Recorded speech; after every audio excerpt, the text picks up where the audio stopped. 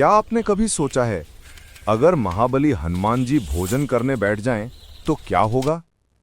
कैसा होगा वो दृश्य जब ब्रह्मांड के सबसे शक्तिशाली भक्त, जिनकी भूख का कोई अंत नहीं, भोजन करने लगें?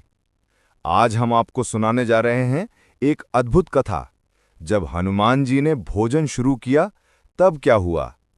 कहा जाता है, एक बार देवताओं ने हनुमान जी का भव्य स्वागत किया। उन्हें अनगिनत प्रकार के व्यंजन परोसे गए, अमृत, फल, मिष्ठान और सैकड़ों थालियां। देवताओं ने मुस्कुराकर कहा, हे पवन पुत्र, ये सब आपके लिए है, कृपया भोजन ग्रहण करें।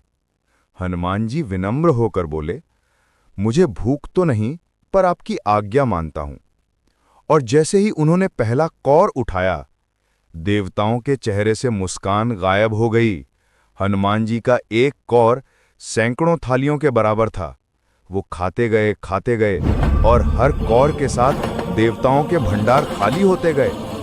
अमृत समाप्त हो गया, फल खत्म हो गए, यहां तक कि पूरी स्वर्ग रसोई खाली हो गई। इंद्रदेव ने घबराकर कहा, हे महाबली, कृपा करके रुक जाइए, हमारे भंडार सूख गए हैं।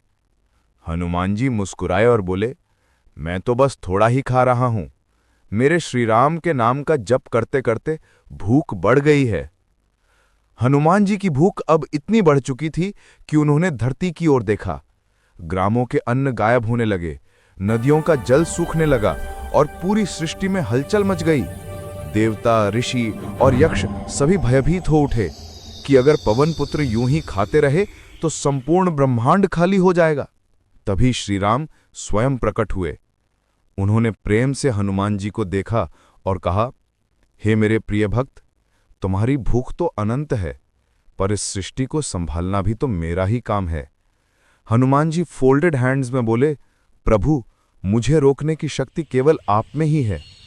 श्रीराम मुस्कुराए और उन्होंने एक तुलसी का पत्ता उठाकर अपने चरणामृत से भिगो दिया और बोले, हनुमान, इसे ग्रहण करो। हनुमान जी ने जैसे ही तुलसी का पत्ता खाया, उनकी सारी भूख शांत हो गई। वो बोले, प्रभु, ये तुलसी पत्ता तो स्वयं आपके प्रेम का प्रतीक है, इससे बड़ा भोजन मुझे और क्या चाहिए। तभी आकाशवाणी हुई, जहां हनुमान का नाम लिया जाता है, वहां कभी अन्न, जल या प्रेम की कमी नहीं रहती।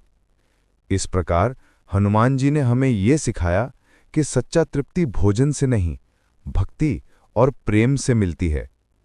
अगर आपको ये कथा अच्छी लगी तो जय श्री राम और जय हनुमान लिखकर कमेंट करें। ऐसी ही और दिव्य कथाओं के लिए चैनल को सब्सक्राइब जरूर करें।